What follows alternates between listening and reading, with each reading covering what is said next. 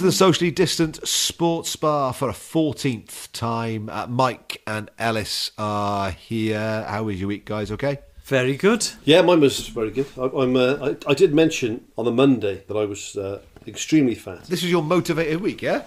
Yeah, so this was the first week of me being... And I was doing so well until Thursday. By sort of Thursday morning, I'd lost 10 pounds. What? In 4 I know. days? Yeah, well, 3 and a bit, yeah. How? That can't be right, can it? No, It just... can't be healthy. Just loads of laxatives. Not loads of pills. Yeah. No, just doing 1,000 calories a day and trying to do a bit of exercise as well. What were your 1,000 calories a day, though? That's all right. So All supplements. No, actually, because last time I did that, last time I tried to lose weight by just not put size on, but take size off by just doing supplements and tablets. What happens there very quickly is you get constipated quite badly. Right. And about 4 days, you can't stand up. You're in terrible pain. And then you've got to take more tablets to get the bloody constipation shifted. So what I've tried to do is do it with fibre. So two poached eggs on some wholemeal toast. Nice. And then a tin of tuna and some salad. Well, that's quite smelly so far. Yeah, see how I get on then. And then that keeps me going, really. And then maybe have a nibble on a protein bar at the end of the night then. Oh my God, But it's fine. It's fine. In such a bad mood. No, I'm like a camel. I got stores there. Elis is the moodiest person I've ever met without food. I need to eat every 90 minutes. We were recording a different pod when we were doing the Feast of Football. I turned up to the studios in London once with a chicken burger, and Elis hadn't eaten. Yeah. And he insisted that I gave him the chicken burger Yeah. so that he could podcast sufficiently. See, despite my appearance, I can quite happily go the whole day without eating. It doesn't bother me really. Really? When I eat a lot then, and when I drink. This is the thing. Thursday, they stopped doing that clap for the NHS a couple of weeks ago, and I felt bad for Vic, my neighbour, because I think that was his one little day of the week when we could all get together and have a drink. Yeah. So I said to him last week, "Listen, mate, Thursday, I know we're not doing it anymore, but we'll have a drink outside, gin and tonic in the front garden." He said, "Oh, that'd be lovely. Yeah, that'd be lovely." So I phoned a couple of the boys up. And they who live very close, and we all social distance in the garden, set the chairs up, took it nice and easy at first, and ended up drinking about 4 bottles of gin. So I was in another state. So then Friday was a write-off because I was hungover and I just ate, and then I had a takeaway because I couldn't be asked to do anything. And then Saturday, I mean these days I get like a 48-hour hangover minimum usually. Oh yeah. Oh yeah. So Saturday wasn't great, and then I've done a bit today. So I reckon I'm now back to where I was sort of Tuesday afternoon. So I think by tomorrow I'll have lost about 4 pounds. But I was on target to lose about 12 pounds. So I'm very lucky in that I've never suffered from anxiety. I've never been an anxious person. The closest I get is the idea that I might be hungry. So if I turn up for any work thing and they haven't sorted out food, I instantly panic. And but why though? Because I just hate the feeling of being hungry. and I think I must suffer from it worse than anyone else because I've got zero tolerance for it. And as soon as I go and then I have to eat and then everything stops. You've done this podcast eating a sandwich. Yeah, I mean, pork pie one week. Yeah, it was pork pie. I had a bowl of Weetabix about 10 minutes ago just to power through. Only had 2, but I mean, I'd had my tea an hour ago. My nan, God rest her soul, right, used to have 1.5 Weetabix. Because 2 was too many and 1 wasn't enough. 1.5 Weetabix. Oh. Nothing screams, growing up in rationing more than that to me. Oh, I love old Welsh people. 1.5 Weetabix. My friend from Aberaeron, his grandfather used to make him eat sugar sandwiches, and he would say, you don't want to mess about with your own teeth. Oh, waste of time. You want a nice set of falsies. I'm only 7 to keep. Yeah, that's it. You can get rid of all your adult teeth by the time you're 10. Yeah, bread and butter with sugar on the top, with the express intention that his grandson then would lose all of his teeth and have to have a nice set of falsies by the time he started comprehensive school. See, my old man got his teeth kicked out not long before he got married. He was playing rugby for Barry. I think he went to go down on a ball on the floor, and the bloke who was his best man, Clive Linton, was playing fullback, and he came in to fly hack the ball at the same time, but Clive was very short-sighted. Oh. And kicked my dad full on in the mouth and just kicked all my dad's teeth out, basically. Wow. So my dad had to get married with no teeth. It was like proper hillbilly style. That's going to have to smart a bit, isn't it? I think he had false teeth by the time but when he got measured up for his false teeth, sorry about this, Dad, but we've already talked about it, Dick, and you don't listen to it, so fuck you. Yeah, the bloke said, listen, if you don't have any false teeth for 6 months and let the gums toughen up, they'll fit you better. So for 6 months at 22 years of age, he had no teeth. Just walking around Barry, just gums. 22? You don't see it very much anymore. The completely toothless person, just gums. No. Our car broke down on holiday last summer, and the guy who picked us up from the AA, completely toothless. Oh, if I was on the side of the road and a toothless man turned up and said he was from the AA, I would run. Yeah. Got his banjo out. Betty, my daughter's talked about it every day for 12 months. She's absolutely traumatised. Do you remember him? He didn't have not one tooth. But although, to be fair to him, I think one tooth is worse. When you see someone with one tooth, they're like, fucking pull it out, really? What are you doing? What's that doing? All that does is cut your bottom gum. It's fine if you're 5 months old. Oh, 1.5 Weetabix. My grandmother used to eat a thing as a treat. She used to call it barate, which is bread, as in white normal bread, crumbled into a cup of tea. Wow. My nan's sister, Auntie Glad, did the same thing. Yeah. So maybe that was the thing. And if she had a tea very hot, she'd pour into the saucer to cool it down, and then she would dip sliced white bread and butter into the cold tea. Oh. Absolute dickheads, really. Grandmother, she only ate about 5 foods in all of her 92 years. It was all variants of Sunday dinner, really. And then she'd try. I think she would have had fish and chips, and she'd have had soup. Dad had he had a job interview in London in the mid-70s, and obviously been living with my grandmother, so he was the same. So he'd tried a pie, and he'd had a bacon. He'd had bacon and eggs, and then variants of Sunday Bourdain. It's like fucking Hester Prynne. And Mum had got a job teaching in a school in South London, so Dad was looking for work in London, and the directors of the firm took him out to an Italian restaurant to give him his interview. And my old man had never been in an Italian restaurant. Blew his mind, did it? And so he ordered spaghetti bolognese because it was the only thing on the menu he'd heard of. Yeah. But he didn't know what it was. Yeah. So he just thought, I'm bound to be on fairly safe ground with this spaghetti bolognese that I know comes in tins. Oh dear. Sauce lover is. But he didn't know what to eat this, so he was trying to eat it like you would eat a fish finger or something, and the spaghetti kept falling in between the gaps of his fork. I think they're called tines. Is that what they're called? Yeah, but the directors of the company were too embarrassed to tell him how to eat it. Well, after about 90 minutes, he's eaten between 5 and 10% of his meal, and he's trying to tell them about his team working capabilities. They've withdrawn the job offer before dessert turned up. Yeah. My wife's dad, Jeff, is a Swansea boy, but he is proper. I mean, five different meals, he wouldn't know what to do with it. I mean, he eats like 3 different things, Jeff, and that's it. Yeah. And he'd never been abroad, ever. And then he was telling us he went to, he remarried. So him and Cal's stepmom went to, I think, Benidorm about 10 years ago. And it was hilarious when he came back. So I tell you what, Mike, have you been to Benidorm? I said, I haven't, Jeff. And I've been to Spain, but not Benidorm. Oh, class. Class. All right? I said, yeah. It's a place there, right? We used to go to there, watch a football, you and everything. Coronation Street, right? EastEnders. There was a cabaret bar there, right? Class, right? Live music, yeah? You could have sausage and chips, egg and chips. I was like, oh, for fuck's sake. And he's a lovely bloke. But everything's class with him. I've got a fantastic photo of my grandfather. The choir went abroad on some sort of singing thing. And he's got a picture of him holding up a French bread, and he's laughing at the French stick. He's laughing at the shape. We've all... Look at this long bread. Bara here. Look at that. Look at that. And his jumper, it's a classic sort of, I don't know. Bara here, is that long bread.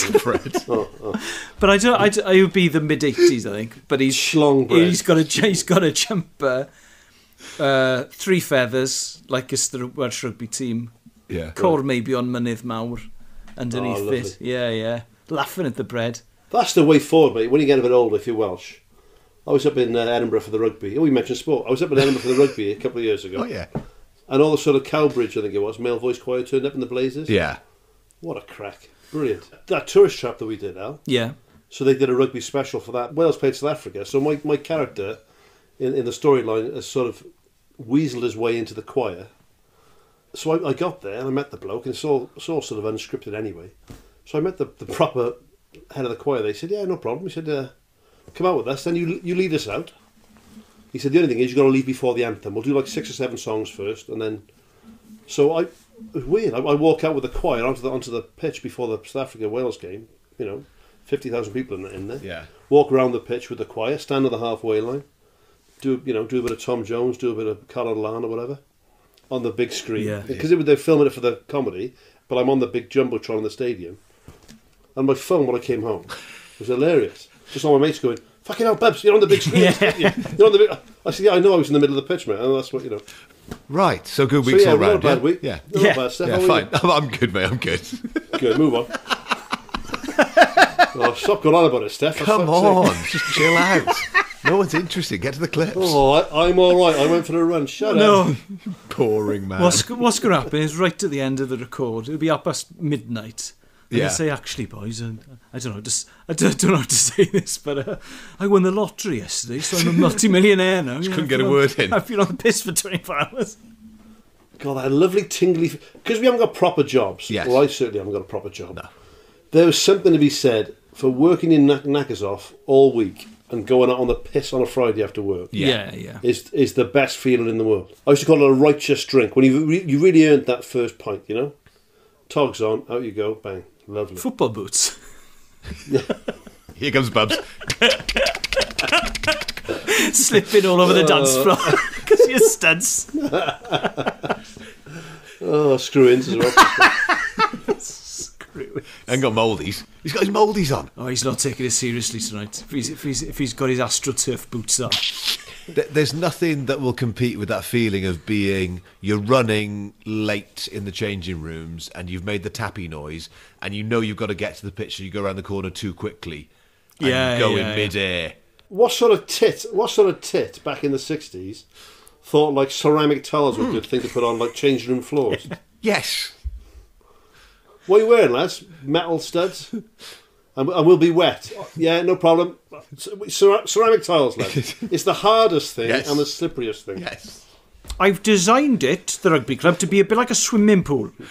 What's it like, Clive? Fucking lethal. Oh, slippery, mind. What the shower's like, Clive? Well, we get in there early. You'll have about 3 or 4 minutes of lukewarm water dripping, and after that, fucking nothing. Cheers, Clive. Thank you. How hard can it be, right? And they say, the thing is, like, there's a lot of you in there. Well, fuck, yeah, we knew that. We haven't changed the number of people on the team in the last 25 years. It's 15 aside. There'll be at least 30 of us in there. That's how it works. You're not going to do it like 2 pints of warm water. It's not going to cover it, Clive. Get a different immersion heater. I mean, that's why I should like getting sent off. I can have a fucking shower.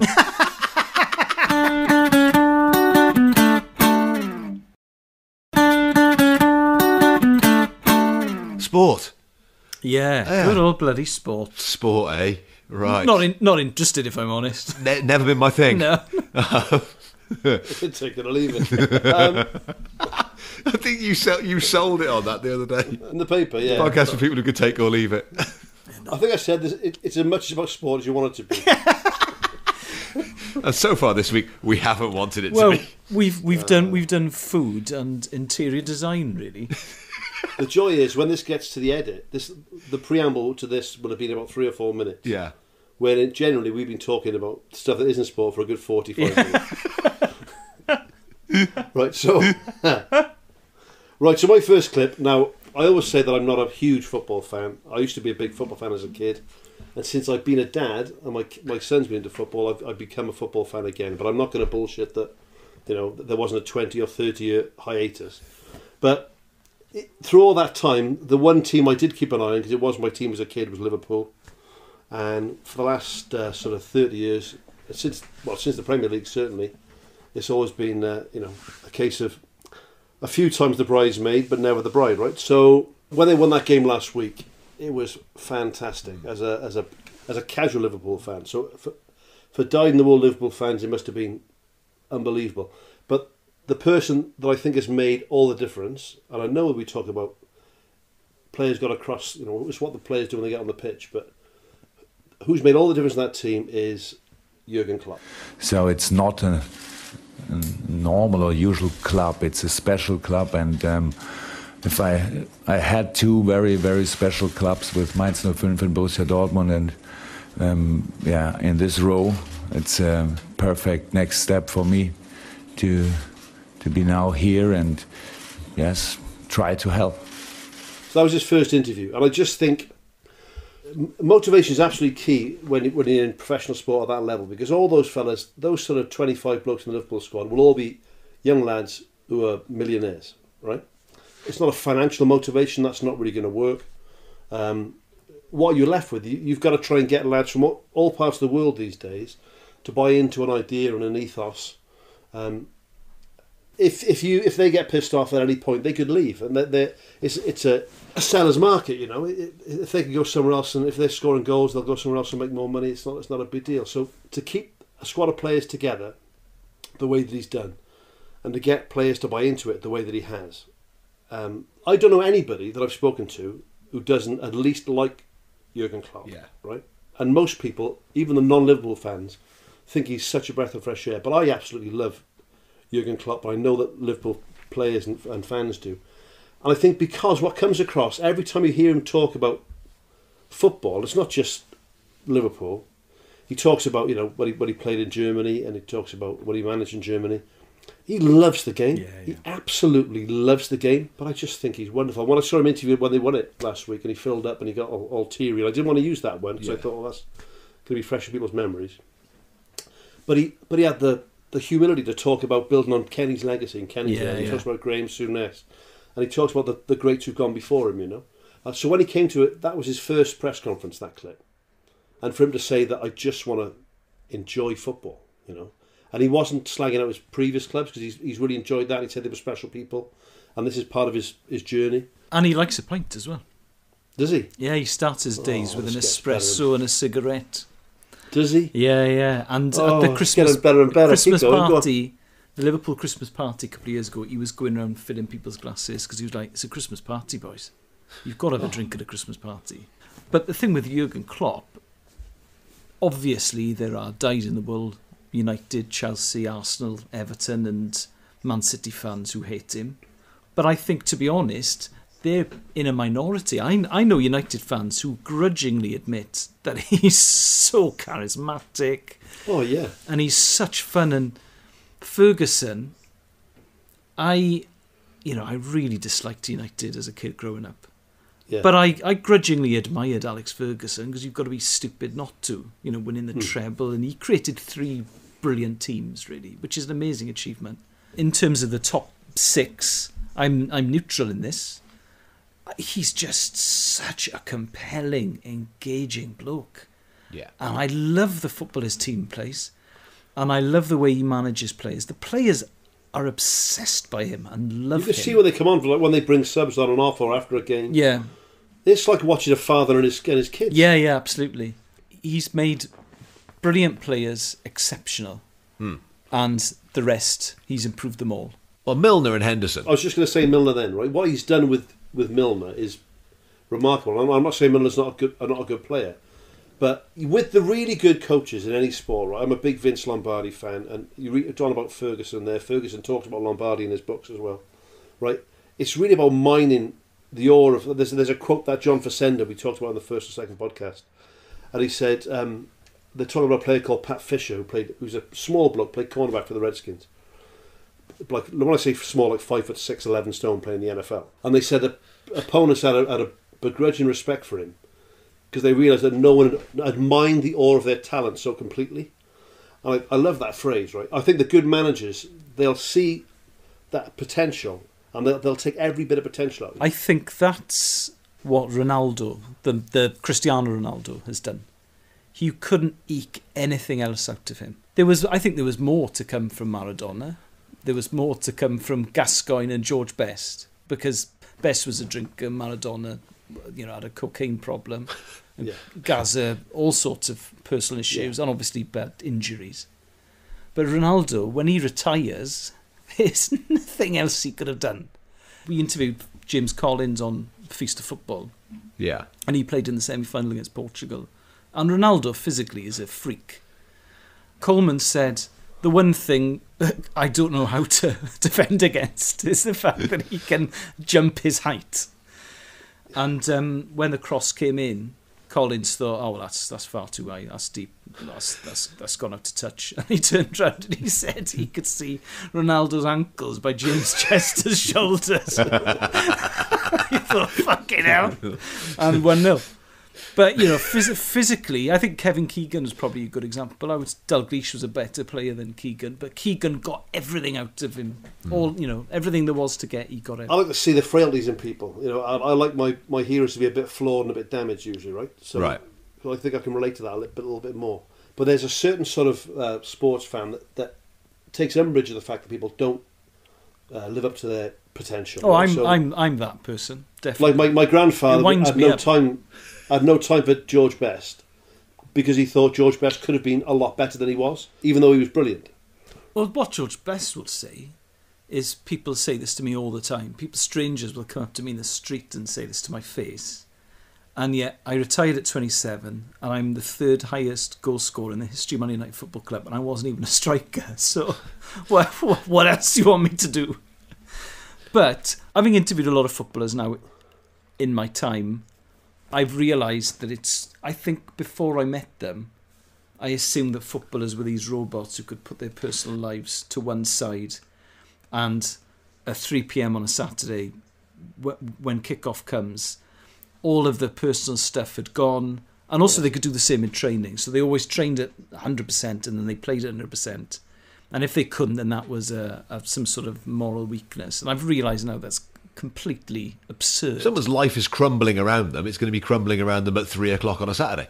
With someone like Klopp, who in that clip says, I was a very average player myself, I wonder how much that plays into it as well, is the ability to not be Glenn Hoddle of expecting everyone in training to be as good as you. The best managers tend to be players who could play and played well and were good workers, but were never super talented. So like Ferguson was exactly the same thing. He was a decent journeyman pro, but was never set the world on fire as a player. No. But then had to work at it and had to understand the game and could recognise strengths and weaknesses. Yeah, Bobby Charlton, terrible manager. Bobby Moore, terrible manager. Yeah, because they can't. I remember my old gym lecturer there, Mitch Fenner, who did all that I mentioned before. They did all the gymnastics commentary on BBC. He was a great bloke. Yeah, and he talks about Gareth Edwards. I think the first time Gareth Edwards tried to do like a backflip in Millfield, he could do it because he was such an athlete, what are you doing? And he watched a backflip. Thought, I'll have a go at that. Fine, did a backflip. I could do one of them. Please let me put a crash mat down, Gareth. No, please. I can nail this. But that doesn't make you the best gymnastics coach. No. Because you can't get your head around why people couldn't just do That's that. the thing, yeah. Explaining it then to someone who can't. If you've got Maradona saying, well, all you got to do when a ball's like 60 feet in the air, just trap it and then let it go. Well, if there's 6 defenders, just dribble past them. Yeah, you know what I mean? And then round the keeper. Get Terry Butcher to slide it in for you. I think the best managers, the best coaches, Vince Lombardi, we talked about earlier. Vince Lombardi was an undersized college player who was known to be tough as teak, but he was never going to make it as a professional. He was too small. Yeah. But just understood the game and became the best coach in American football. Alex Ferguson, arguably the best coach in football, right? Jurgen Klopp, I'm hoping, is going to be the successor to that. These are players who played and loved the game and were good at the game enough to get paid, but never enough to, not to have to work at it and not to have to understand it. They weren't just naturally super gifted. Jurgen Klopp is hugely into marginal gains. So he realised that when it came to scoring goals from set pieces, Liverpool were mid-table. So then he thought, right, okay, well, that's one thing we can work on. So now they're top of the league for scoring from set pieces. But they brought in that throw-in coach, remember that? Yeah. And everyone took the piss out of Liverpool for having a throw-in coach. And suddenly they start scoring goals from throw-in. That Trent Alexander-Arnold corner. Yes. They'd watched hundreds of Barcelona games and realised that Barcelona, when it comes to set pieces, are quite slow to set up. So they had kids from the academy, giving the balls to the players for on the touchline, and they'd been drilled. They said, if Liverpool are on the front foot, for fuck's sake, whoever's taking the throw-in or the corner, you've got to get them the ball quickly, because we're going to be taking this stuff straight away to take advantage of the fact that Barcelona are quite slow to set up. So that Trent Alexander-Arnold goal, which looks like an incredible bit of improvisation, which it was, but it was improvisation that had come from an enormous amount of preparation. And he's just amazing at that. And he hates being agreed with. So he's got this huge team of people, and it's all, I want you to challenge me. Because well, tell her to ring me up about Bruce Lee if he wants to. You're right, bollocking. Well, that possession game that Guardiola dominated European football with, Klopp's countered it. He's found an answer. So there's that pendulum swing of football tactics, and now it's, whether it will swing back fully, you don't know, because Guardiola's a genius with a brilliant team, so we don't know how next season's going to go. But if the sliding 2-foot challenge out comes back in, I will be tempted to make a comeback for that. Yeah, if kicking players ever gets back in fashion, just kicking people. I've got to try and find a video, mate. In 1988, the Baron District Cup final at Jenner Park, and we won. We were underdogs. My team were called St David's Football Team, and we beat the highly favoured Carrickston. I think it was in the final. I can't think it was then. But there's the one.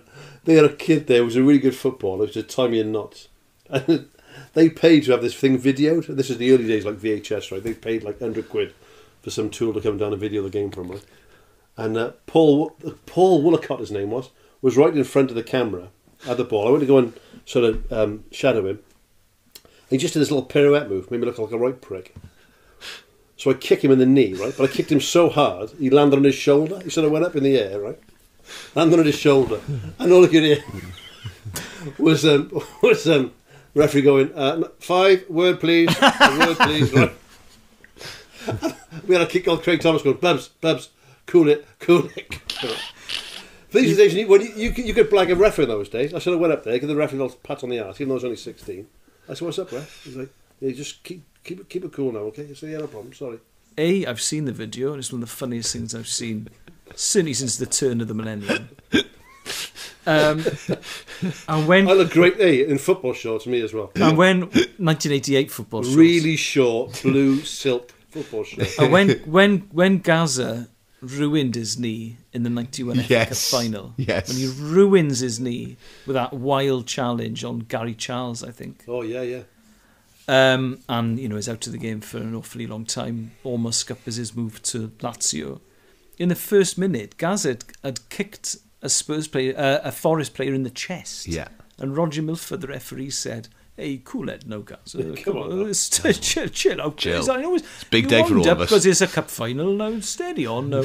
And if he'd booked him or sent him off, which he could have done, then his knee would have been in.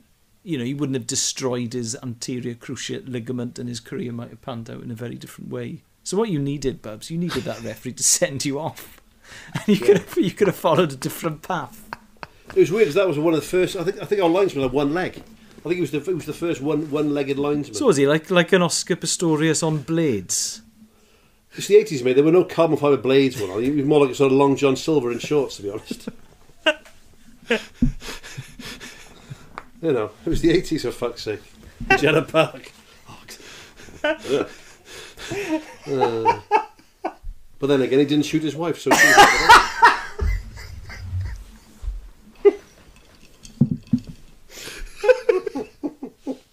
So, to clip number 2. Elis, what have you got? This is a goal from Jan Molby against Manchester United in 1985. Known by all Liverpool fans as the lost goal.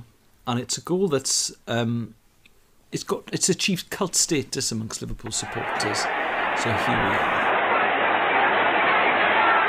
Molby takes it off right side and then comes forward powerfully. The dangerous past Clayton, back more as if he wasn't there. Molby all the way into the penalty area. What a goal!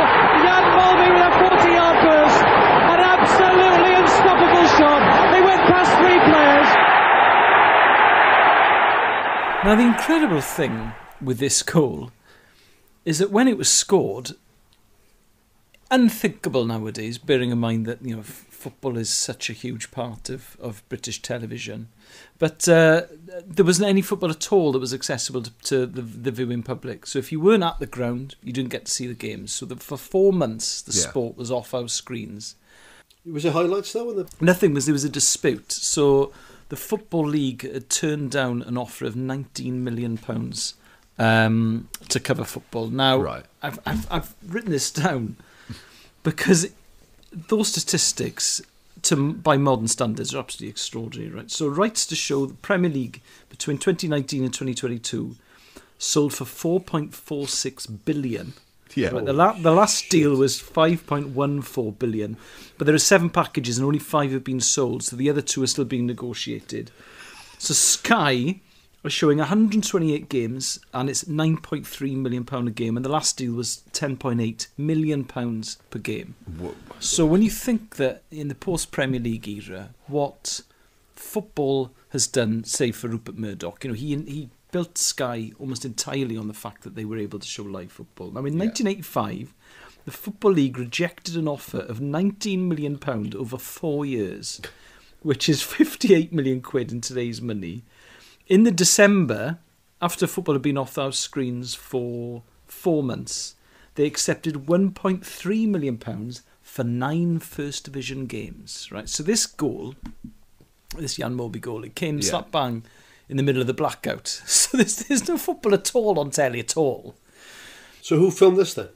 Man United did, because Man United, I think, were top of the league. So they'd got off to an absolutely cracking start. They'd won their first 10 games under Ron Atkinson. So Ron was filming the game on a video camera from the gantry at Anfield so that he could assess the team's performance. Molby scores this absolute wonder goal. And apparently Atkinson said to him, he said, listen, cracking goal, son. If you want a copy, I can send you. Send you a VHS.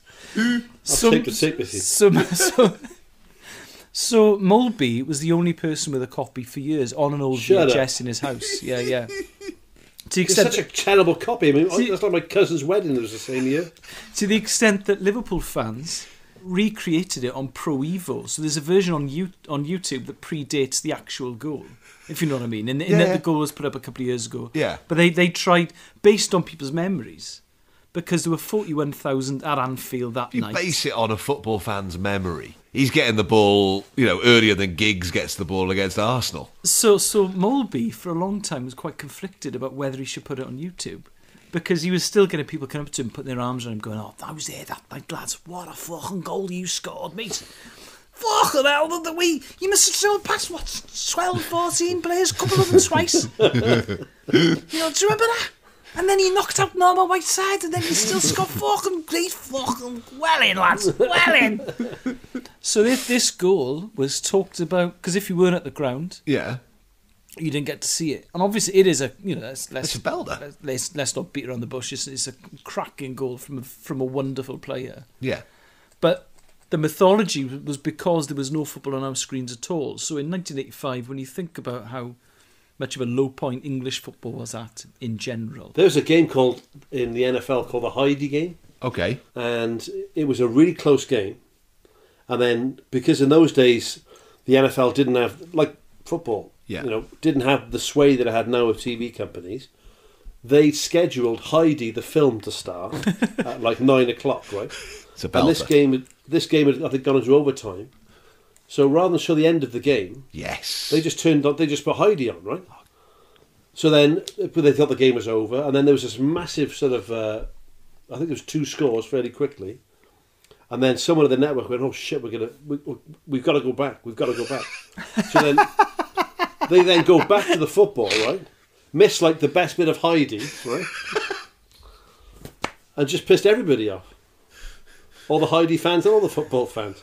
But it's called the Heidi game. And after that, they said, right, if a game's going into, we will stay with a scheduled game until the end of the game. So in 1985, first time in 21 years, right? TV cameras are absent. So Ron Atkinson in particular is quite... With his shit camera. Is quite bitter because he will say we played some really tremendous stuff in those 4 months. I'd have taped over it. So half it was Bergerac. Yeah. Like, Mulvey just scored the greatest goal against your team. First thing I did when I went home, that would be. Yeah, definitely. Oh, Howard's Way. Get that on there. The Hitman and Her. Yes. There's a goal from Peter Beardsley in FA Cup replay against Swansea when Liverpool win the 8-0. 8-0? Yeah. When the Swansea boy gets on the pitch and scores. Yes, which is great. great. On YouTube. Yeah. But the Peter Beardsley goal doesn't exist anywhere because they were replaying Ian Rush's goal from a minute before. You're joking. And they'd gone to the replay, and this was at a time where the technology wouldn't allow you to record as well as... You could just record what you were putting out. Wow. So you couldn't record off-tube as well as... So that Peter Beardsley goal, all that happens is the highlights go from Ian Rush replay, they're running back, and you hear the crowd noise while they're playing the replay, and then the commentator says, and Beardsley's made it 4. Was Ron Atkinson in the crowd? Because, I mean, another thing about Bob Monkhouse, they said when Bob Monkhouse died, he was such an obsessive hoarder that he would record everything. He just loved... If he had certain programmes, and they had all his old sort of Radio Times magazines. Yes. And he would say to his PA, record like all of Dad's Army for me, record all of a Lower Low, record all of this, all of that.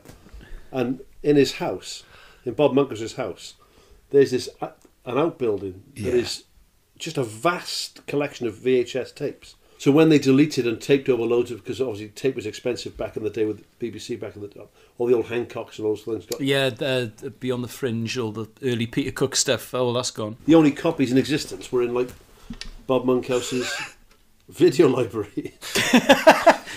He's probably got Peter Beardsley's goal there somewhere.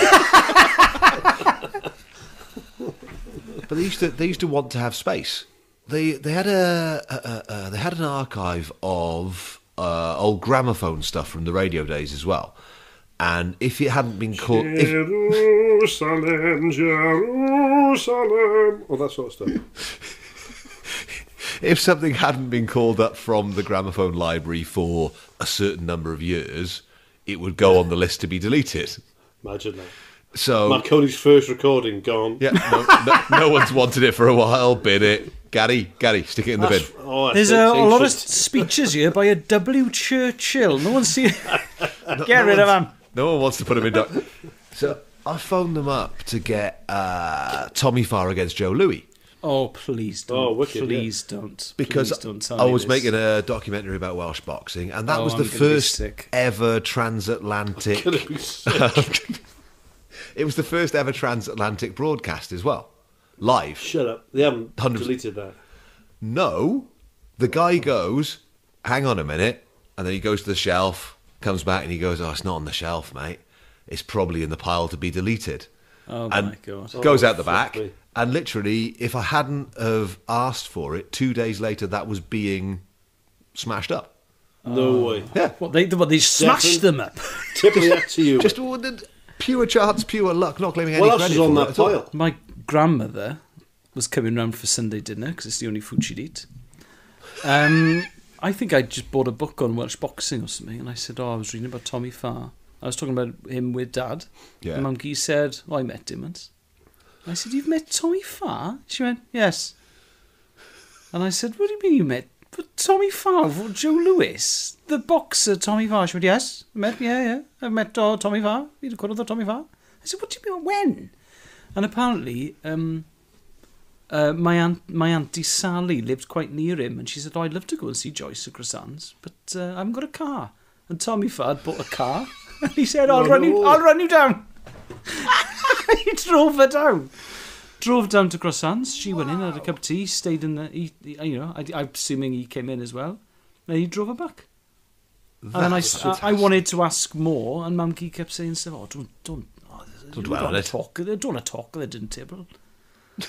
But it's talk at the dinner table. Yeah, come on. Just for eating.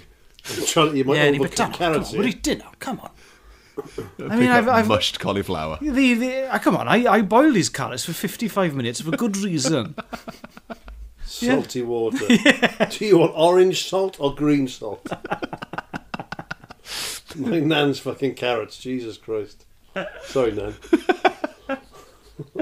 Yeah, and I'll have that sort of orange slop, please, next to my meat of choice. How do you need meat done? Well done or really, really well done? Could I have gravy on my orange slop, please?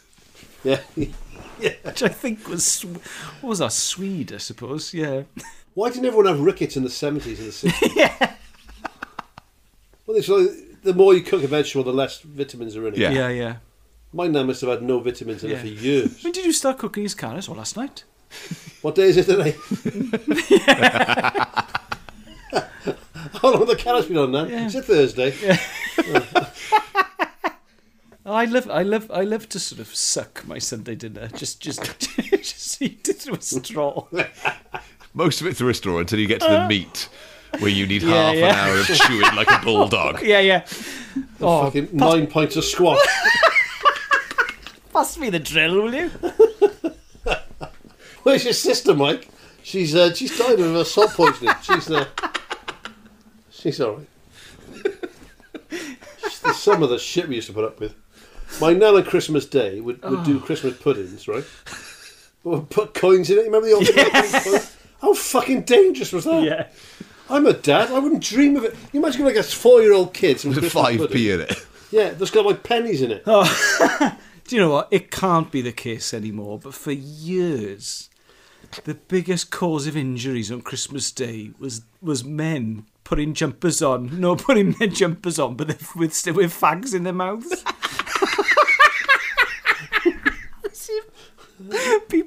People being taken to A&E with burns because they put some Marks and Spencer's V-neck Pringle jumper on. Jesus, we used to play and then Halloween these days, right, pisses me off. You surprise me. Like when I was a kid, Halloween was a thing. We used to go to my nan's for Halloween, you know, and we had two options. There was bobbing apples. Yeah. She'd put like one apple in a sink, in the same sink you washed your hands in, right? And put a bowl on the floor by the fire, and me and my sister and my two cousins on our hands and knees, trying to fucking chomp on an apple, right? And the prize, I mean, we got loose teeth. There's blood in the water. There's spit everywhere. Right? There's bits. If you manage to take a bite out of the apple, that was the prize. Yeah. that bit of the apple was the prize, right?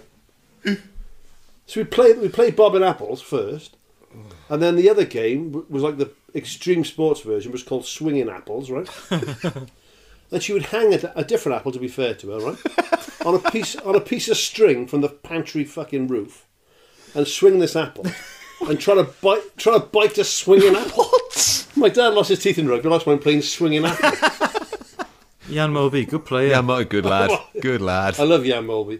Have you seen him now? Is he huge? Oh, he makes Thomas Brolin look like the after model in a Slim Fast Shake ad. See, this is why we've got to lose weight as well. We're talking about Jan Mulvey there. I knew you were going to say that he's fat now. Yeah. Right? Obviously, I love comedy and I love watching old comedies as well.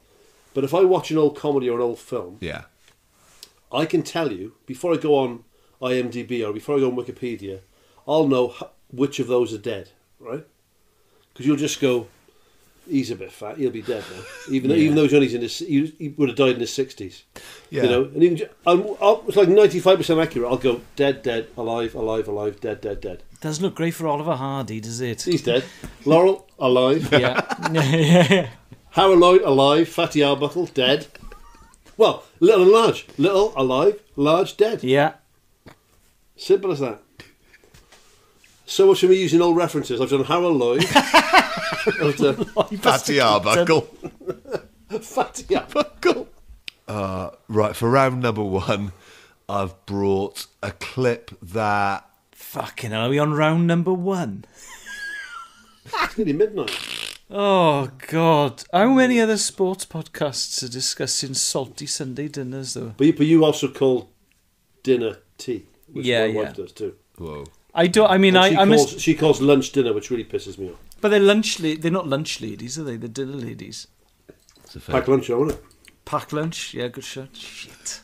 God, he's got me there. He's good, and he good, and he quick. God, he's quick.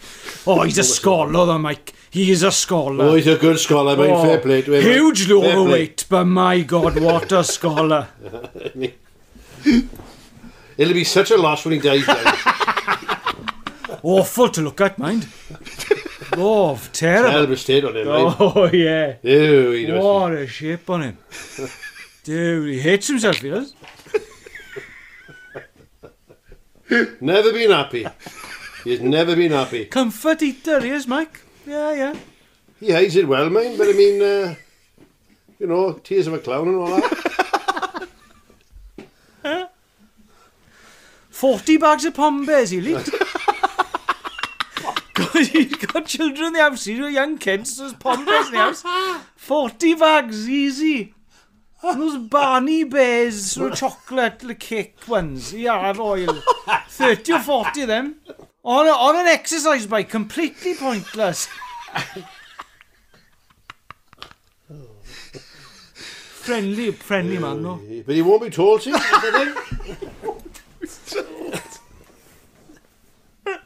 See, I call it tea and he calls it dinner. But the biggest difference is, for my tea, I shepherd's pie and he had dairy milk. Just a big slab of it for his supper, like in front of him tonight. Big slab of dairy milk. What it is, you got a very sweet tooth he has, you know what I mean? So to the NHL.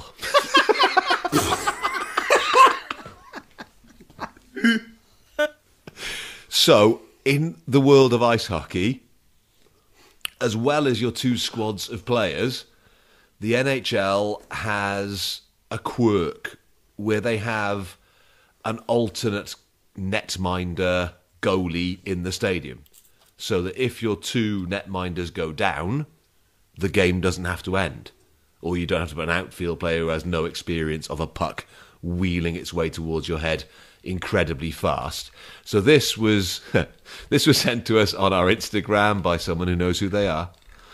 And this is a guy called Scott Foster, who worked at the Chicago Blackhawks as the alternate netminder. He was an accountant by day, and he'd done this for a couple of seasons, never got anywhere near the ice. And then this one day he turns up, the regular goalkeeper gets injured during the warm-up, so the second netminder is in for the game. He then gets injured, and it's Scott's chance. Hey, who's this guy? Well, you tell him if you get through the last 14 minutes. Hey, you know what? You get to the show, no matter how. And there's his first save. So, and listen to the crowd, and he makes his first save. So Scott comes into the game, and he's 36 years old at this point. He is obviously, a good hockey player in lower tiers of sport. How good, though? Compare this to football for me. So he'd be a conference player. He had a full-time job as an accountant. So he sat there doing his Excel spreadsheets, and then his mobile phone starts ringing during the second half. I guarantee he was the hardest accountant in the office. Could he have played for either of the teams? Yes, so that's the really funny thing about it as well, because there was a guy earlier this year, I think, who drove what's the machine called, Mike? Zamboni. So he was the Zamboni driver in Toronto, and he's a Toronto fan, he wound up playing for the other team, because their two keepers went down. Right. So you just play. Just to compare it to football, Wales are playing England. So Wayne Hennessy and Danny Ward both get injured. Elis is the third choice goalkeeper. You've been coming to Wales for however many years. But also, if Jordan Pickford and I don't know who England's second choice goalkeeper would be, you're getting a cap for England. Right? Yeah. Wow, you're playing in nets. Weird rule. It is a weird rule, but it's also, you look at rugby. The trouble there is with rugby now, right? And front rowers. And at games where, if you wanted to be cynical, you could take two front row players off with an injury, bring it another. By the time the third one goes off, you go on contested scrums. So I'm playing against Elis's team. Yeah. You're smashing me up front in the scrums. Yeah. Okay. All I've got to do really is put three players off, and then we go on contested scrums. Yes. Right? If they brought that rule in, where there was like a front row specialist who could play for either team, it would take that out. It would take that out of the equation, I think. Yeah. I think it's a great idea. It's a really cool thing, and it leads to these really quirky moments, because they gave him, like, they had a TV break, and they gave him, 5 minutes to warm up.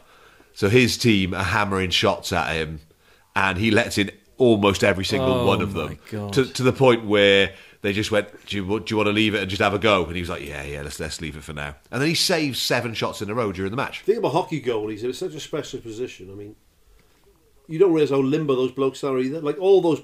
And almost every NHL goalie will be able to do the box splits. I can't touch my toes. You can't touch your toes?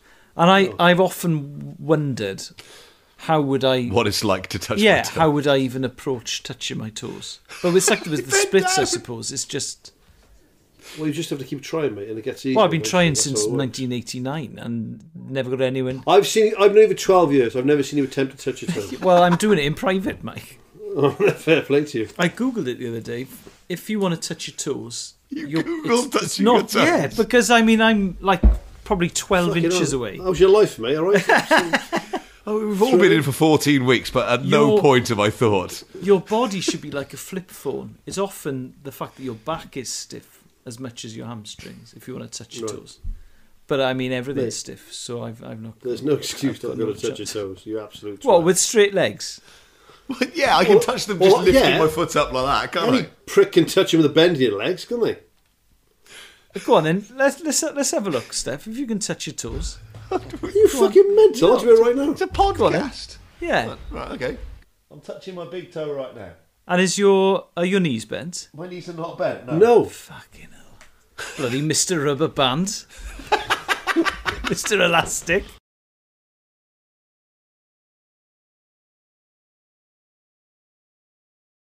Go on, here he goes.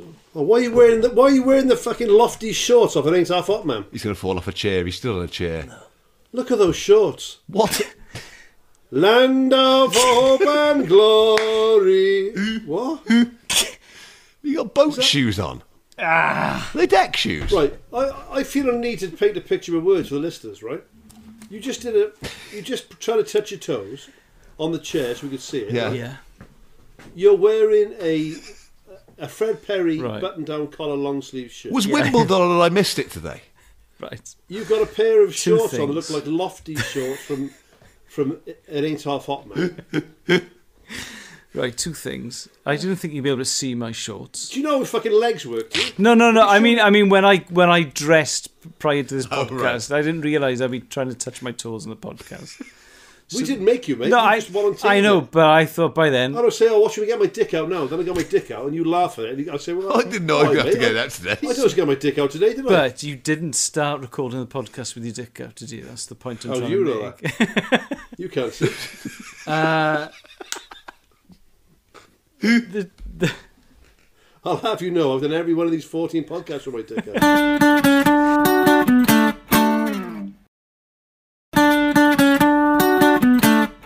Right, documentary time. Mike, you are up this week. What have you got?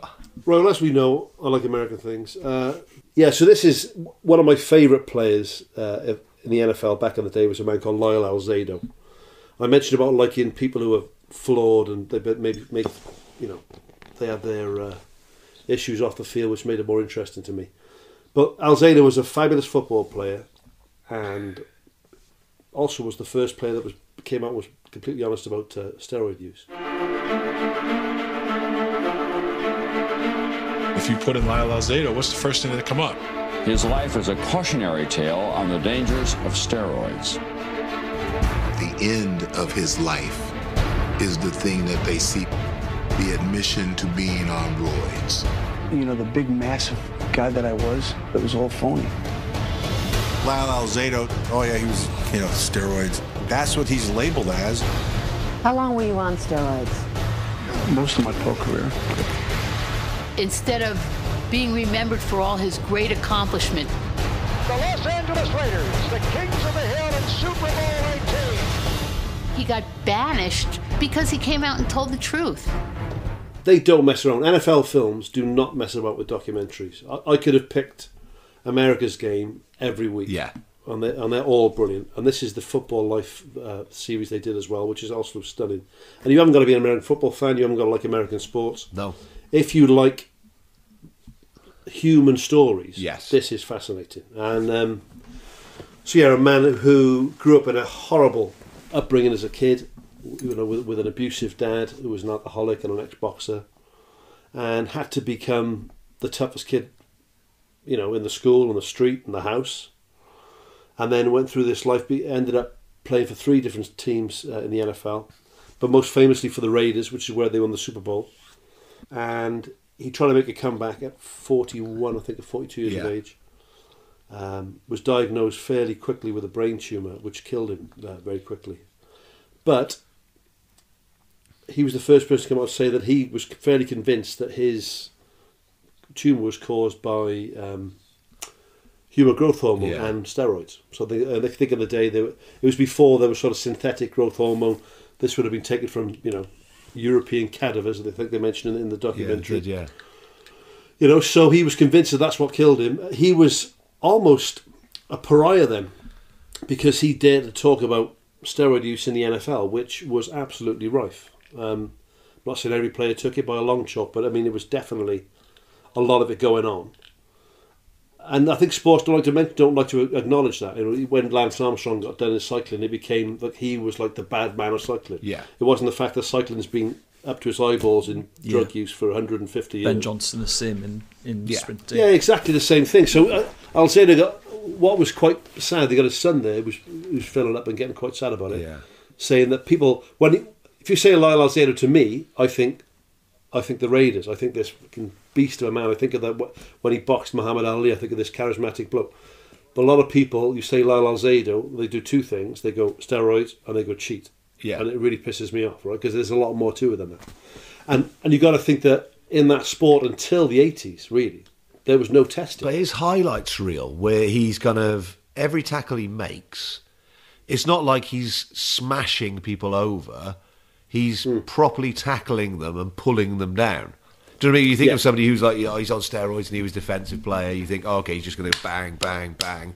He's not. Yeah. His style and his technique are beautiful to watch. Although, what I would say, in terms of his tackling technique, yes, you've got those clean tackles that we've all seen, the big hits.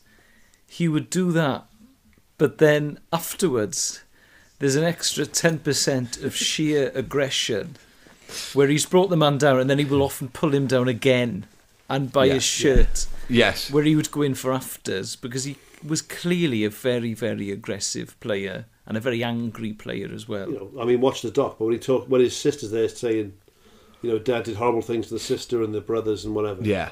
And he comes downstairs. They don't say the age, but if you work it out, you'd have been 13, 14. Yeah. To come downstairs and your old man's a boxer, and to break your dad's jaw, to basically knock your dad out and break his jaw, to protect your family. I mean, they said once that, I mean, that's once your father's that person, you're obviously going to be angry at everything. Yes.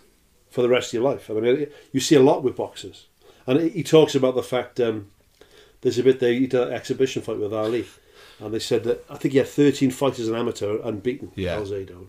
And they talk about, and they didn't know a lot of the stuff about his old man until right before he died, and this was well before that. And he talks about the boxing career, and he said, "Is it true that you thought about becoming a professional boxer if you didn't play football?" He said, "Yeah." He said, "Well, why didn't you pursue it?" And he says, "Well, I don't know how to say this, but my dad was a boxer, and he wasn't a very good person." Yeah. Right, so he didn't want to go down that route. The bit where they've arranged this fight with Ali, and which is nuts. A lot of Ali's career is nuts when you look, especially by that point, because it's about 1979, isn't it? So, but he's still the world champion. Yeah, and he's doing an exhibition fight against Alzado, and Alzado obviously gets a bit carried away during it, and I love the fact that all of his old teammates are going, "Well, he was going to do it, wasn't he? He was bound to do it. He's the most aggressive person I've ever met. He was going to hit Ali in the face, and it was going to go wrong." Yeah. I like the fact that there's obviously this level of respect, and then he gets a little bit cocky But then Ali just goes doink, doink, doink. It's a brilliant illustration of the difference between a fighter and a boxer. Yes. Because yes. I'd hate to fight Alzado, but Ali, the fact that he's this 6'3" beast who's brilliant at tackling quarterbacks is irrelevant. Yeah, boxing. Exactly. Yeah, I love this document. I mean, I've got no real interest in NFL, but every time Mike chooses an NFL documentary, they're always so brilliantly made. Yes, that's a big part of it. But it's just the production value, just the human story. I loved him, and I loved this program, and it's so sad at the end. When you see how thin and weak he is, having been that size 18 months before. Well, because he's still got the same shirts that he would have worn, obviously, when he was a bigger man as well. Yeah. Well, there's the bit when the wife's in front of him, and she's like this pretty blonde, fairly slightly built, very attractive lady.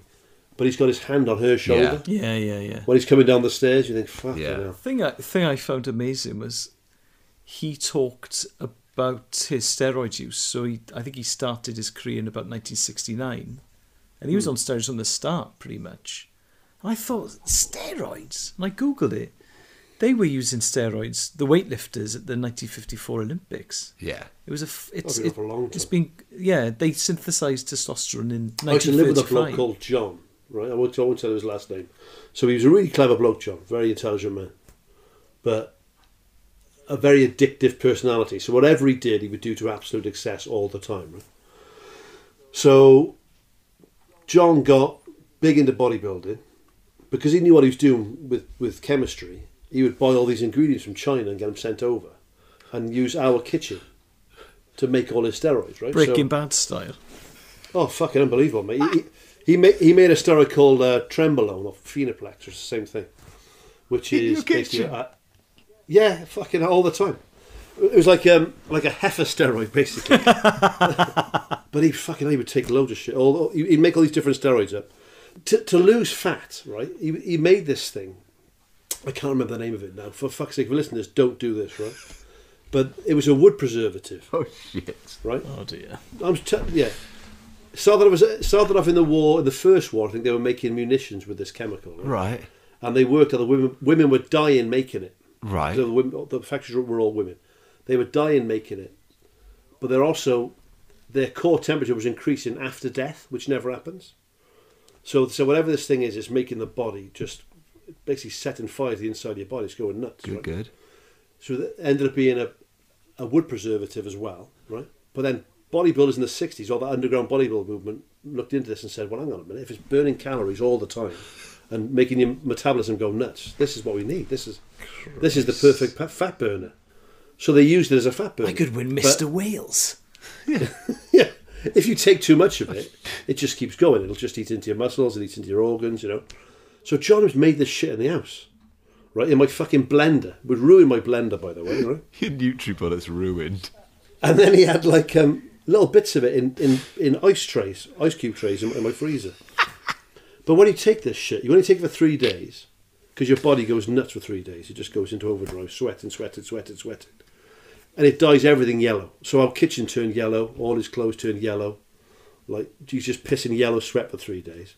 But don't do it. Don't take wood preservative.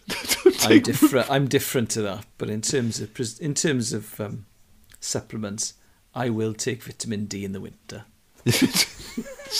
Oh, the man I was spotting him the day when he ruptured his pectorals, right? And he went massive quick. And he was doing a big bench press, and I'm sort of behind him when he's doing a bench press, and his pec just ripped off the top of his arm. Oh. So he screams like an idiot. I sort of catch the bar, thank God, managed to not crush him with it.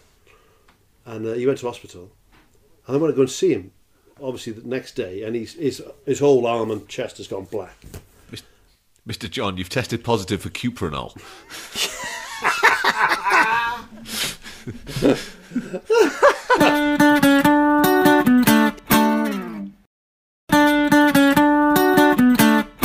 Right, round number 2 of clips. I'm going to go first on this one. I love when sports commentators and sports pundits work as a group and work as a team. And these two shouldn't, but they do. So this is Jamie Carragher and Gary Neville. They start answering questions that have been sent into them on Instagram, and it winds up in this. Who's the fastest out of the two here? It would have been me, I think. Do you want a race? Yeah. Yeah. Go on, go across that pitch now. Go on.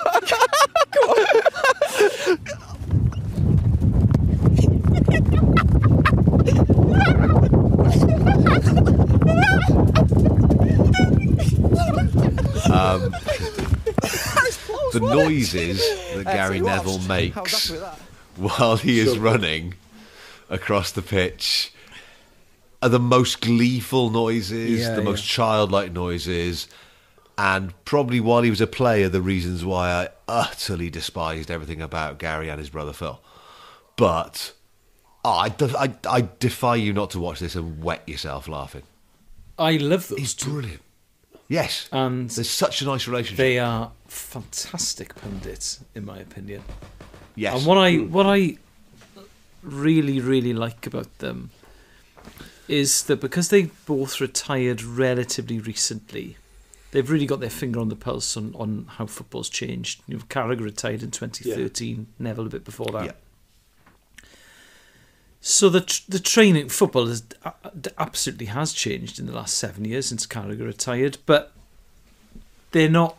Matt Lawrence retired in 1988. Yeah. Things are so different now. Well, Souness's time is like chalk and cheese. Yeah, it's and Lawrence and Souness, obviously. I mean, how many league titles have they won between them and European Cups? Obviously, they have something to offer. Of course, they do. Yes. But football's so much more technical now than it used to be, and I think the Carragher and Neville are the best. They're the best example, I think, of what it's like to actually watch football with an ex-pro, because it is different. Yes. And I love Match of the Day. I've watched Match of the Day my entire life.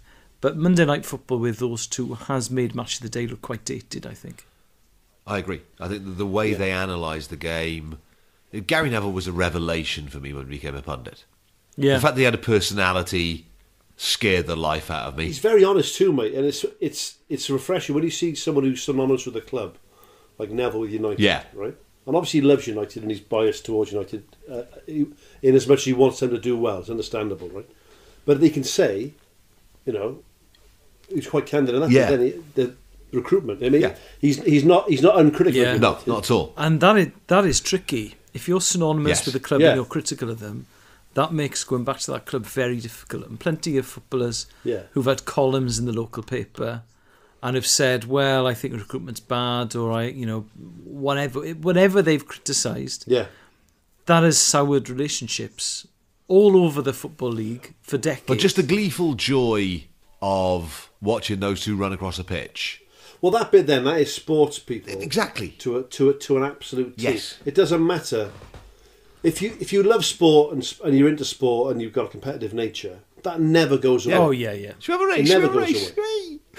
And because you're going to lose face. Well, let's do it right now. Okay, bang, they're off. It didn't take 5 seconds for those two to take off. But how excited was Neville about the idea of it? Yeah. Should we race now? It's competition, isn't it? It's living it straight away. The interesting thing with those two is that golden generation, if you want to use that phrase, of England players under Sven, I suppose. Euro 2004 was probably the tournament. If they were going to win one, it would have been that one. And they never got there. But my God, you look at that first 11.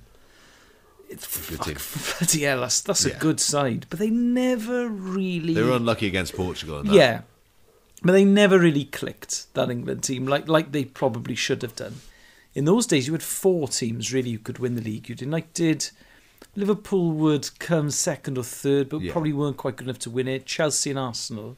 So when England were going away, 2002 World Cup in Japan and South Korea, or Euro 2004, you'd have the Arsenal table, the Chelsea table, the United table, and the Liverpool table, and then you'd have a more general north-south thing apparently. But in those 4 clubs, you hung out with the players you knew from your club. And they never really gelled. Watching those two then, and you could pick any sportsman or woman, right? Like I said, that doesn't it doesn't go away. So it doesn't matter if it's a veterans game, it doesn't matter. The thing with Ali and Alzado earlier, right? They're having a laugh and a joke. But they're both, one's a champion of the world, one's a NFL Defensive Player of the Year, right? So Alzado doesn't want to look like a mug. Yeah. So he punches Ali. Bad move, right? Ali then doesn't want to look like a mug. So he just goes bop, bop, bop, bop, bop, bop, bop, puts about 6 on Alzado, right? So in that situation there, obviously Carragher wasn't going to back down from that. And nor was Neville. And I think, and what people who don't understand sport and don't get it, it's fine to lose stuff, right? Yeah. You can be really competitive and want to have that race straight away and lose it, and that becomes a bit of banter as well. You know, you're 42, I'm 47. Yeah. You know, this could have won it by my nose. People who don't understand competitiveness and don't understand sport, right? I'm super competitive, right? And I always want to win stuff, and I always take things far too seriously. And when I lose, I might be pissed off, but it's not going to doesn't affect my life. Yeah, it doesn't affect my friendships with people. You know, I'm sure when, like you said, I assumed the same thing, that Neville and Carragher would have hated each other, but because of that Manchester United rivalry and with Liverpool. But of course they don't really. Well, you just spend a lot of time with somebody, then you realise that they've done exactly the same things you have in life, and you've gone through the same experiences. Both under those unique pressures as well. Right, Elis, what is your clip for round number 2? Let me take you back in time. It's the French Open, 1989. Michael Chang versus Ivan Lendl. Oh, c'est la cuillère. Et il fait le point. Oh, extraordinaire. We discussed last week the underarm delivery in the Australia versus New Zealand One-Day International, which is regarded as one of the worst moments in the history of cricket.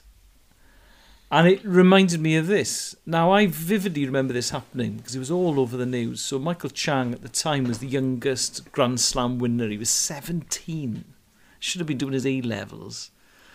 So younger than Boris Becker was. He was also 17, was 17 when he won Wimbledon in 85. Yeah, so Michael Chang was marginally younger. The US was going through a slightly dry patch in tennis, so no one won a major for about 5 years before Michael Chang came along. Now, I think like a lot of people probably, I'd misremember this. I thought it was the final. He actually beat Stefan Edberg in the final. It was the fourth round.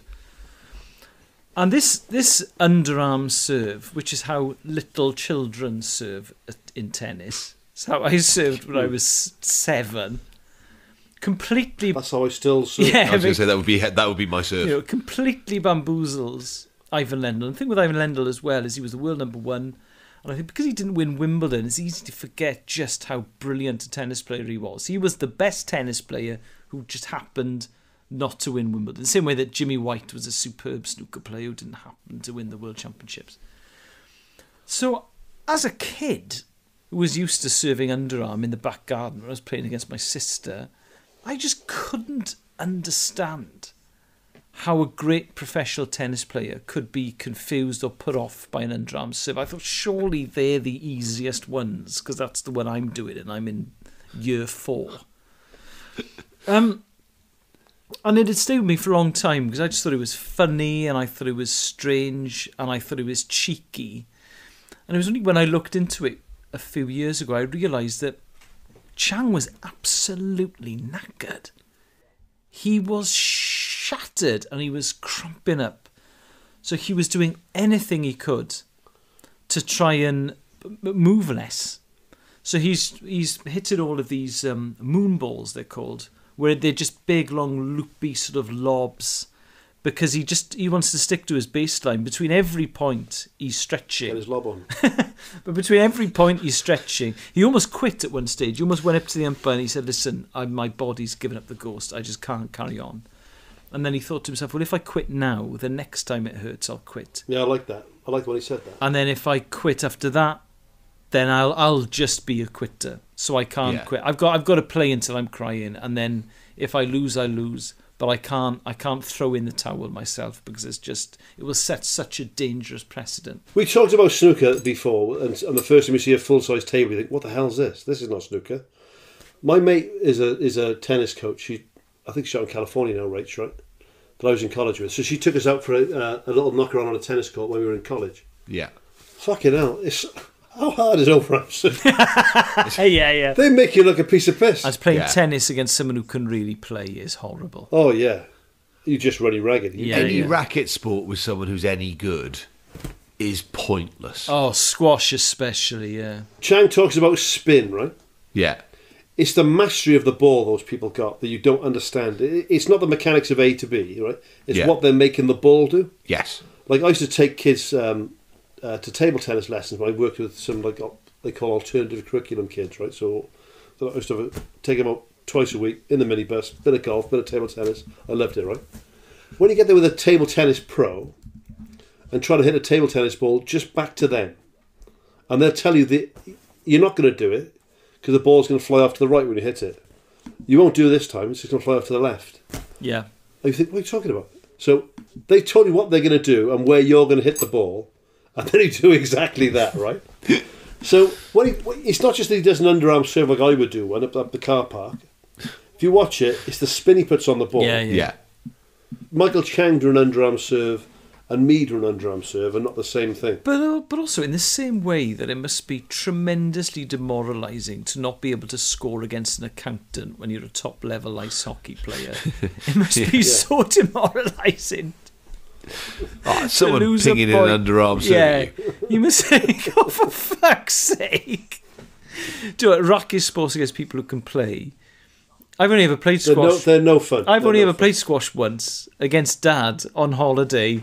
And Dad used to play quite regularly, and I was about 14, and he was in his 40s and unfit, and he just hammered me 11-0, 11-0, 11-0, 11-0, 11-0 forever until I said... Solid Ian Botham approach to parenting. Yeah, until I said, I've had enough of this. If there's something I'm no good at, I'm done. It's embarrassing at this age. I don't ever do anything that I can't do. There's no fun in it, is there? Like, I fucking hate swimming. I hate swimming because I can't do it. I was scared of the water, like quite severely. I'm an awful swimmer. What a surprise.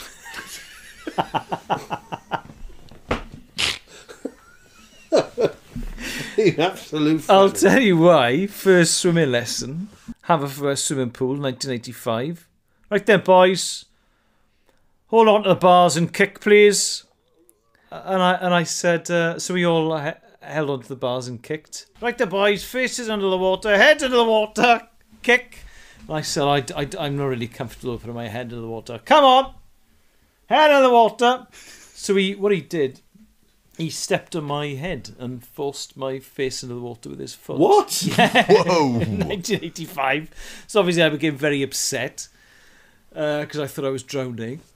And then I think what you're scared of there is psychopaths, not water. Yeah, and then there was a balcony above the shallow end, and then one of the brothers of the boys I was having a swimming lesson with then pissed into the pool from the balcony.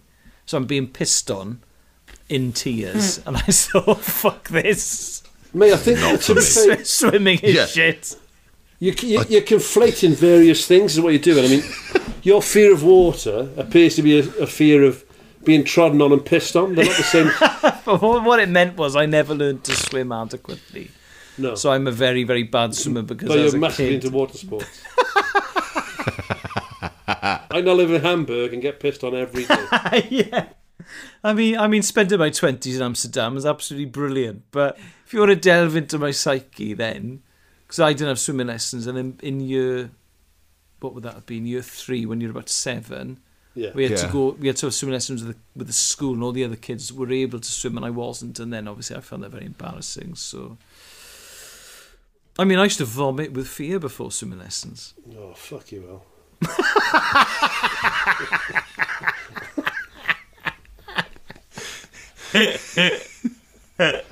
God. There's Ellen MacArthur, like, going around the world on her own, right? In fucking 60-foot waves, pitch black. Yes, what made me the man I am today. You're chucking up in West Leisure Centre. Horses, of course, isn't it? It's what made me the balanced, rounded individual I am today. Oh, man. Fuck you. Once you can swim far enough not to drown on holiday, yes, that's enough. If you can swim like to the side of a canal or out of a pool, that's all you want. Because you're not going to swim anywhere, are you? You don't swim to your nan's house. You don't swim to the shops. You know what I mean? Why are you in your trunks? Oh, I'm off to buy a Whisper. Yeah. We live by a river. That's why I thought I'd swim to fucking the newsagents. Fuck off. It's slower than walking, and there's no water anywhere. Yeah, yeah. And we haven't got gills. And there's 3 good reasons right there not to swim. Clip number 3 for round 2 is you, Mike. Right, this goes back to a favourite sport of mine. This is rugby league. We talked about Lyle Alzado in the doc, and I have a penchant for toughness. I make no bones about the fact I like the tougher side of sport sometimes. I don't think that when it's played at the top level, there is a tougher sport than rugby league football. These are some of the hardest hits from the NRL season in Australia a couple of seasons ago. The brothers from Taree, I fancy. Tyrrell has been picked off by probably the tackle of the year. And you know who pulled it off. Oh, you saw it coming too. Steve Matai with the corner. 2 magnificent shots here tonight. Oh, he was heading in early, Steve Matai. He was going in very... I love hockey. I love rugby union. I love American football. You know, there's plenty of sports I love that are tough sport. I love boxing. I can't think of a sport that's harder on the body than that. At 80 minutes, those boys are super fit. Those pitches are super hard. They're fast, they're skillful, they're athletic, and fuck me, they hit. I mean, some of those tackles on there are real. I mean, and that's not, do you know, that's not like a 10-year highlight reel. You'll see 6, 8, 10, 12 of those tackles every game of rugby league. In that video, I watched it twice this afternoon, made my teeth chatter. Oh, it's insane. Although, because those shoulder... the shoulder charges. Yeah. Shoulder charges. They've been outlawed now, haven't they, in national in NRL. So you're no longer allowed to do that. No. Why would you not want to wrap your arms around the?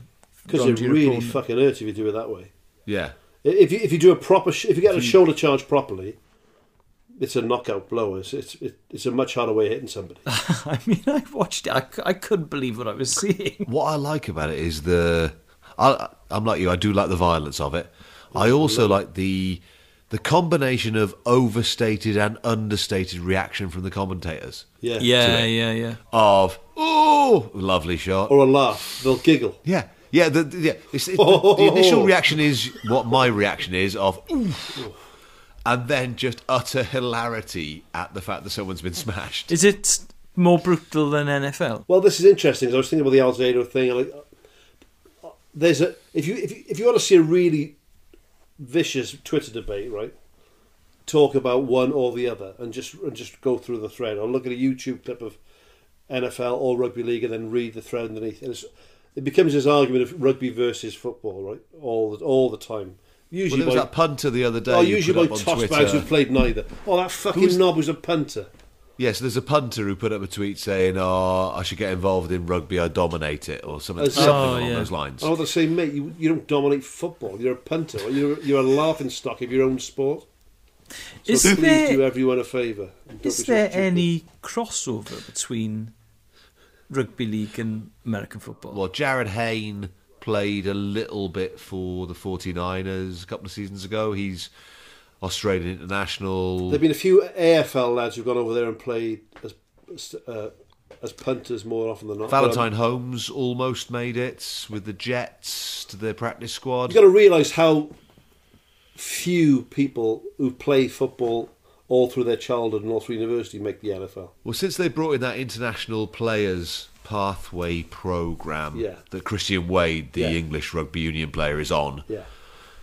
People get excited about it, and I think Christian Wade's doing a very, very good job of trying to get himself a proper pro contract there, but... It's hard. As to which one's tougher, I don't know. I mean, you watch that and it's brutal, right? But then you catch a little crossing pattern over the middle of, and get hit by 2 linebackers at the same time. That's brutal as well. I mean, the people who slag out American football or the people who slag out rugby are usually bellends who've played neither. Right? Because I don't think any top rugby player looks at the NFL and thinks they're fannies. They think, in their bloody pads. That never happens. And similarly, you don't see NFL boys, when they come over for the international series, they might go watch a rugby game. They don't talk about the fact that, rugby players are maybe not as big as NFL players, so in their some way inferior. There's none of that going on. They're just different sports.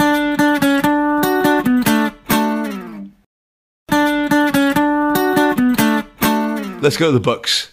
Right, my book. Now, you know what I'm going to say here, don't you, Steph? This was sent to me by one of our listeners. Go on. No, but this time he's a mate of mine as well, so this is off my mate Paul Mellon. Great. Elis would love this book. When I finish with this, Alan, I might send it to you, right? This is just called The Football Shirts Book, The Connoisseur's Guide, by a fella called Neil Hurd. As a rugby player, or ex-rugby player these days, I've always been quite jealous of football in one respect, and that is kits. So I just think they've always been better looking than rugby. Yeah. Rugby kits tend to be very boring, right? There's been a couple of exceptions, a bit more so these days maybe.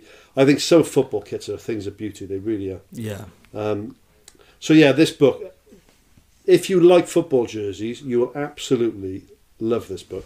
There's a whole section on the North American Soccer League, Tampa Bay Rowdies and the sort of Atlanta Chiefs and the New York Cosmos, and you can't see this. I'm basically describing books. There was the Mexico 96 to 98 shirt that had the sort of Aztec. Yeah, that's very good. The one that caught my eye was there was a couple, but the one is, if you're going to Google it, one is CD Guadalajara, 2015-2016 is a heck of a shirt with the rainbow stripe down the front, and this one is probably my favourite shirt in here. Madureira Sporting Club, 2013. They're a third division Brazilian side. Looks a bit like the Captain America shirt, but with Che Guevara's face on it. It just looks fantastic. I'd wear that out 7 days a week. So yeah. So if you want to get some inspiration for online buying of football shirts, then the Football Shirts Book, Connoisseur's Guide by Neil Hurd, I can highly recommend. Right, mine is a book, a rare thing, I think. You mentioned a book last week, Elis, that was actually written by a footballer. It's quite rare that books aren't ghost-written, sort of in this day and age. And this is a British cyclist, Welsh cyclist called Nicole Cook, who won Olympic gold and World Championship gold as well. She won the Women's Tour de France when it was an actual tour, the Giro d'Italia again when it was sort of more than a one-day race. It's a really good book. It's called The Breakaway, because she did all of her achievements in an era where British cycling was massively funded through the lottery outside of that bubble, because she didn't fit into what they wanted her to do. So they wanted men's road cycling to be the thing off the back of successful men and women on track cycling. Nicole had no interest in track cycling because essentially it's quite boring. Yeah. Compared to road cycling, it's a reasonably dull pursuit. She didn't have the Olympic ambition. I think guys like Wiggins and Geraint were inspired by someone like Boardman and his achievements sort of within the velodrome as well as outside, whereas Nicole's ambitions were always on the road, and she just didn't fit into their regime. And I think that their attitudes towards women's cycling come across in this book in a negative light. A lot of things. She's a maverick, and I think was probably painted in a difficult light, in inverted commas, during her career. Imagine being a female athlete and having to go through all the shit that male athletes have to go through. Yes. And then all that shit you got no control over as well. Exactly. And I think that the subtext was always painting her in a negative light. And I think if you look back on things and you read this now, I think that she comes out of it in a very positive light. So I think she probably had the audacity to want to be treated equally, did she? I think that was... I think you're spot on. Yes. Yeah. My book... I always try to choose a book that our listeners can buy.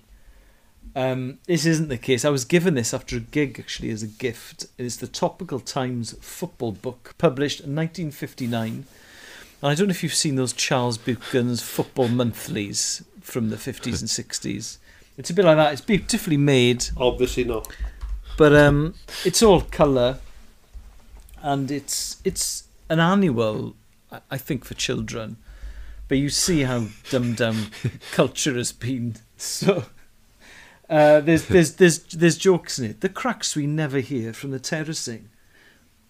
Our centre forward's getting so big-headed he'll soon have to put his jersey on feet first. Oh, that's lovely stuff. I wouldn't open with it. It works written down, I would say. But it's a beautifully made book. So this is an interview with Harry Bolton. Young Harry Bolton is on top of the world, and no wonder.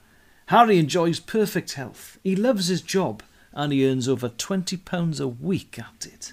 I feel quite good now, because usually I feel like the thickie. I feel like the thickie of the three of us. Because I pick things with pictures and stuff. And yeah. Elis has brought Shoot Annual from 1992. Oh, yeah. We had this sent to us this week on the @DistantPod Twitter. This is amazing, by the way.